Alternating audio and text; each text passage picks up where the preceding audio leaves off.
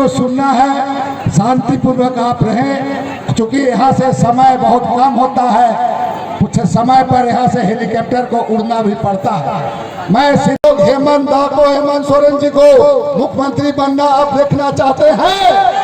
हाथ उठाओ, पूरा जोर से उठाओ। और घर घर जाकर के जैसे बोला गया, मैं कहूंगा माननीय मुख्यमंत्री हेमंत सोरेन, जोर से हाथ हिला दीजिए, पूरा सब कोई पूरा जोर से पढ़। धन्यवाद।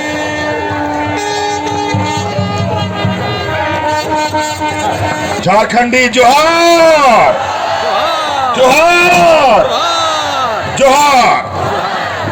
बहुत बड़ा लंबा सफर तय करके अभी आपके मानर विधानसभा में आए हैं। नेहा तिर्की जी के चुनाव प्रचार प्रसार कार्यक्रम में, और आज नेहा तिर्की जी को इंडिया गठबंधन ने सर्वसम्मति से आपके बीच में फिर से प्रत्याशी बनाने का निर्णय लिया और आपके बीच में है। और विगत कई वर्षों से बंधु तिर्की जी आपके मांडर विधानसभा के जन जन के नेता रहे, और हमारे विपक्ष ने बड़ी सुनियोजित तरीके से षड्यंत्र रच करके इनको चुनाव लड़ने से रोक दिया। लेकिन हमारे विपक्ष को पता नहीं, इनको लगता है यहाँ के आदिवासी मूलवासियों को डराओ, धमकाओ, कोर्ट कचहरी कराओ, पुलिस कराओ, जेल में डालो तो ये घुटना टेक देंगे इनके पास और लड़ने का ताकत खत्म हो जाएगा। इनको पता नहीं है कि झारखंड के आदिवासियों के तर्कस में कभी तीर खत्म नहीं होता। चलेगा एक भरेगा, एक चलेगा एक भरेगा। आज नेहा तिर्की जी ने मांडर विधानसभा का मोर्चा थामा है, और जिस तरीके से विगत वर्षों तक ये आपके सेवा में रहे, उसके आधार पर आज फिर से इनको प्रत्याशी बनाकर हम लोगों ने यहां आपके बीच में खड़ा किया। झारखंड के कोने कोने को हम लोग जितना करीब से जानते हैं, शायद ही कोई और जानता है। आज हमारे विपक्ष में भारतीय जनता पार्टी एनडीए की जमात खड़ी है, जहां पूंजीपति व्यापारियों की एक बड़ी फौज खड़ी है, और एक तरफ आदिवासी, दलित, पिछड़ा, अल्पसंख्यक समुदाय का लोग खड़ा है, जहां सदियों से हम अपने हक अधिकार की लड़ाई, अपने स्वाभिमान की लड़ाई लड़ते आए हैं। 2019 के पहले इस राज्य में डबल इंजन की सरकार और राज्य अलग होने के बाद सबसे अधिक भारतीय जनता पार्टी का यहां साम्राज्य, ऐसा इस राज्य की हालत बनाई कि इस राज्य में किसान आत्महत्या करने लगा। ऐसे स्थिति पैदा हुई कि लोग राशन कार्ड हाथ में लेकर के भाग भाग करते मरने लगा। राज तो हमारे आंदोलनकारियों ने लेकर के दिया, लेकिन बड़ा दुर्भाग्य की बात है, इस राज्य को चलाने का, दिशा देने का काम भारतीय जनता पार्टी और झारखंड विरोधी लोगों ने चलाना शुरू कर दिया। आप लोग देखिए, इस राज्य का पहला मुख्यमंत्री जिसने इस राज्य के ओबीसी समाज का 27% का आरक्षण काट करके 14% कर दिया था, और आज ओबीसी को आरक्षण बढ़ाने की बात करते हैं। पूछिए इन बेईमानों से क्या अभी बढ़ाने का क्या बात करते हो? जब बढ़ा हुआ था उसको घटाया तुमने क्यों पहले? और ये लोग आज रोटी बेटी माटी की बात करते हैं, घुसपैठिए की बात करते हैं। ये कौन लोग हैं? कहां से आए हैं? पूछिए ये लोग। एक असम का मुख्यमंत्री 1 साल से झारखंड में घूम रहा है। ऐसा लगता है मानो झारखंड सरकार को गिराने का उसने सुपारी ले रखा हो, कभी इधर कभी उधर। यहां के आदिवासी, यहां के मूलवासी के हितों की बात करते हैं, रोटी माटी बेटी की बात करते हैं। क्या बात करेंगे ये बेटियों की? उससे पूछो कि असम में महिलाओं के साथ क्या होता है, वहां के आदिवासी महिलाओं के साथ क्या हो रहा है। क्यों नहीं बोलते तुम्हारे प्रधानमंत्री? क्यों नहीं बोलते तुम्हारे गृह मंत्री? क्यों नहीं बोलते तुम? और यहाँ के आदिवासियों की बात करते। क्या बात करेंगे ये आदिवासियों की बात? याद कीजिए विगत लोकसभा चुनाव में गुजरात में बिल्किस बानो के साथ हुई घटना, जो सामूहिक बलात्कार उसके साथ हुआ, उन लोग को सुप्रीम कोर्ट ने जेल में डाल दिया। इन मेहमानों ने चुनाव में पेरोल पे बाहर करके उनसे वोट मंगवाने का काम किया। क्या बेटा बेटी की बात करेंगे ये? पूछिए इनसे। पंजाब में राम रहीम को जो बलात्कार के आरोप में जेल खट रहा था, उसको चुनाव में पेरोल करके बाहर निकाल दिया वोट मांगने के लिए। ये लोग बेटी का बात कहने का अधिकार रखते हैं क्या? और यही डबल इंजन है जहां लोग भूख से दर्जनों मरे। मैं उसका गवाह हूं क्योंकि मैं उनके घर गया था। और ये आज रोटी की बात करते हैं। खदेड़ो इनको यहां से। और माटी की बात करते हैं। आज देख लीजिए झारखंड में खदानों के नाम पर, उद्योगों के नाम पर कितने बड़े पैमाने पर यहाँ के आदिवासी मूलवासी विस्थापित हुए। और आज बोलता है कि विस्थापन आयोग बनाएंगे। तुम आओगे तब ना बनाओगे, हम लोगों ने तो बना लिया है, अब उसको सिर्फ लागू करना बाकी है। ये लोग को लगता है कि हम बड़ा आदमी हो गए हैं, पूंजीपति हो गए हैं, तो हम जो बोलेंगे वो ब्रह्मास्त्र होगा, वो लक्ष्मण लकीर हो जाएगा। और क्या कीजिएगा, दुर्भाग्य की बात है। उसका प्रधानमंत्री है तो बोलते हैं हम नॉन बायोलॉजिकल है। पता नहीं कहां से आया लोग।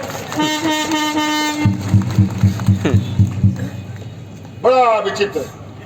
कभी कभी बोलता है यूसीसी लागू करेंगे, एनआरसी लागू करेंगे। हमने कहा झारखंड में कोई यूसीसी एनआरसी चलेगा नहीं, यहां चलेगा सीएनटी और एसपीटीएफ चलेगा और पेशा कानून चलेगा, दूसरा कुछ नहीं चलेगा। हमारे पास अपना सुरक्षा कवच है। हमारे इस सुरक्षा कवच के सामने तुम्हारा ये एनआरसी यूसीसी का कोई मतलब नहीं। आज खुद देख लो, एनआरसी यूसीसी करके बैठे हो आसाम में, क्या आज तक समाधान कर पाए? पूरा खुद ये अपने मुंह से कहते फिरते हमारे रास्ते से लोग आते हैं घुसपैठ। तुम आने क्यों देते हो? ये लोग बड़े सुनियोजित तरीके से, ये लोग का मुंह किधर है सर किधर है पता ही नहीं चलता है। ये दो मुआ साहब देखे ना, ये वही लोग है। 6 महीना इधर से खाता है, 6 महीना उधर से खाता है। बड़ा विचित्र है।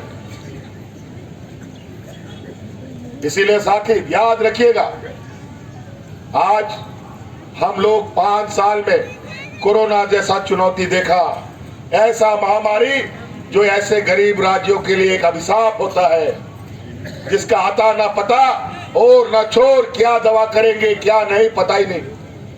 ऐसे स्थिति में हमने इस राज्य को बचाया और इस राज्य को बचाने के लिए मुझे बहुत बड़ी कीमत चुकानी पड़ी है, बहुत बड़ी कीमत। आज हमारे बीच हाजी हुसैन अंसारी साहब नहीं बचे, आज भाई जगन्नाथ मातो नहीं बचे, क्योंकि ये कोरोना काल में भी जनता की सेवा में 24 घंटा रहते थे। तब जाके ये राज बचा। इनके राज में जाके पता कीजिए यूपी बिहार में ऐसे लोग मरते थे मानो जानवर मरता हो। मिट्टी खत्म, लकड़ी जलाने के लिए खत्म, दफन करने के लिए मिट्टी खत्म, ये हालत हो गया था। और कोरोना काल का वो दिन भी आप याद कीजिए जब हमारे भाई बंधु अलग अलग राज्यों में बैठे थे। इस देश का पहला ये नौजवान जो आपके सामने खड़ा है, अपने भाइयों को हवा जहाज से ढो ढो करके आपके घर पहुंचाने का काम करता है। आज यहां गरीबी इतना है, इतना गरीबी, गरीब मजदूरी नहीं करेगा तो उसका घर का चूल्हा भी नहीं जलता है, उसका पूरा परिवार भूखा सोता है। आज इस कोरोना काल में हम लोगों ने एक भी व्यक्ति को भूख से नहीं मरने दिया। गांव देहात की हालत, इतनी गरीबी। आज छोटे छोटे जरूरतों के लिए हमारे लोग महाजनों से उधारी और कर्ज लेना पड़ता है, चाहे बच्चों को का फीस भरना हो, चाहे इलाज के लिए हो, चाहे और किसी काम के लिए। महिलाएं अपना गहना गिरवी करके बिजली का बिल चुकता करती हैं। बिजली का बिल समय पर चुकता नहीं होगा तो थाना पुलिस हो जाएगा, कोर्ट कचहरी हो जाएगा। इन व्यापारियों की जमात के पास गरीब गुरुआ के लिए एक बूंद आंसू नहीं है। आज आपकी इस तकलीफ को देखकर, आपके इस बोझा को सरकार ने अपने कंधे पे लिया है। इस राज्य के हर गरीब का बिजली का बिल बकाया कर माफ कर दिया। बिजली का बिल माफ हुआ कि नहीं? हो गया ना? सोचिए 2 लाख, 3 लाख, 1 लाख, 50,000, 60,000 एक झटके में। पहले बिजली तो आता नहीं था समय पर, लेकिन समय पर बिजली का बिल जरूर आता था। हम आपको आश्वस्त करेंगे अब 24 घंटा बिजली आएगा और बिजली का बिल कभी नहीं आएगा। ये हम आपको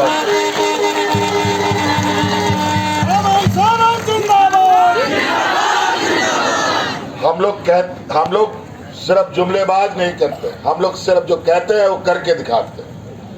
आज इस कोरोना की लड़ाई में सबसे अधिक हमारा जिसने साथ दिया, इस राज्य की महिला दीदियों ने हमारा साथ दिया। हम उनको सलाम करते हैं कि जिन्होंने अपनी जान की परवाह किए बगैर कोरोना में भी गरीबों की जान बचाने के लिए गांव देहात में मुख्यमंत्री दाल भात योजना चला करके मुफ्त में गरीबों को खाना खिलाने का काम करती थी। और उसी समय हमने यह संकल्प लिया, इस राज्य की महिलाओं को अपने पैरों पर प्राथमिकता के आधार पर पहले खड़ा करने का काम करेंगे। और इसके आधार पर हम लोगों ने मुख्यमंत्री मैया योजना लाया और आज लगभग 50 लाख से अधिक महिलाओं के खाते में 1-1 हजार रुपया जा रहा है। आप लोग खाता में पैसा जा रहा है ना? चलिए, बहुत बढ़िया। और हमारा ये संकल्प है, हमने ये ठान लिया है, फिर से सरकार बनाएंगे और अगले 5 साल के अंदर आपके खाते में 1-1 लाख रुपया पहुंचाने का काम करेंगे।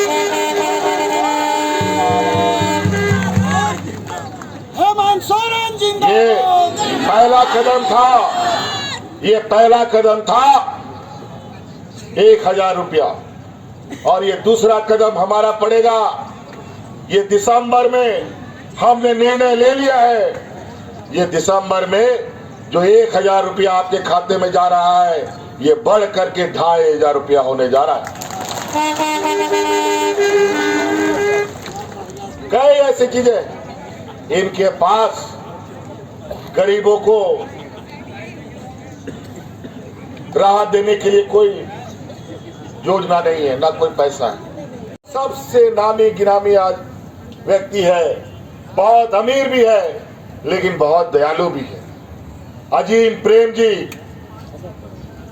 आज इटकी सेनेटोरियम में आज हमने उसका जिम्मा उनको दिया है और ये 5,000 करोड़ रुपया से वहां पर अपना अस्पताल और आपके स्वास्थ्य सेवा की व्यवस्था उपलब्ध कराएंगे। ये तो पहला ये है और भी उनका लंबा कार्यक्रम है इस राज्य में कि जनता की सेवा के लिए। और हमने उनसे आग्रह किया और उन्होंने तुरंत हमारे साथ देने का उन्होंने वादा किया।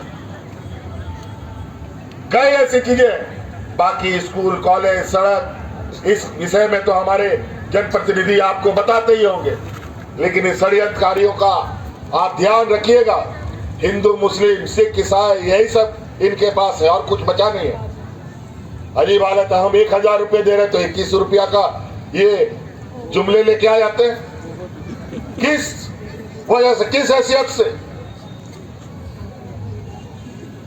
आज हम 1 लाख रुपए देने का घोषणा किए हैं, उनका दूसरा पार्टनर बोलता है 1,21,000 रुपया महिला को दे। मतलब ये खरीदो बेचो वाला काम हो गया ना। यही लोग व्यापारियों की जमात, आज महंगाई आसमान छू रहा है बेलगाम घोड़े की तरह, ना जाने कहां रुकेगा पता नहीं। आज इस महंगाई में इस राज्य के गरीब गुरुआ के आर्थिक